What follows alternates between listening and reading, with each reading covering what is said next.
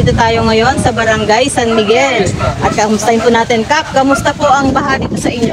Yung baha po dito ay parang kung kung minsan pag high tide, talagang lumalaki po lalo na po dito sa bandang south, sa Kailugan po dahil po sa high tide. Pero dito naman po sa bukid, patuloy po po hanggang ngayon ang paglaki.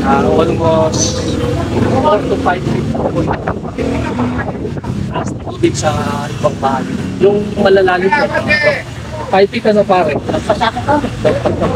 Lampas na po sa inyo. Ayun nga po, dito naman po. Pero sa ngayon po, dahil po sa pagbaba ng tubig sa kataasan, yung pag-nagsabay po yung high tide, dahil po dahil po ngayon malalaki na. May mga evacuees na po kayo? Marami na po, siguro po, More than 50 families po. dito mo pa families perhaps. Persons po. More than 50 persons na po ang nasa evacuation. Tuloy pa po kasi, nakituloy sa mga kapag-anak nila na matataas na lugar. Iba naman po, upo pa sa ibang bahay. Dahil nga po, hindi po sila magpapagpapagpapag sa ating center.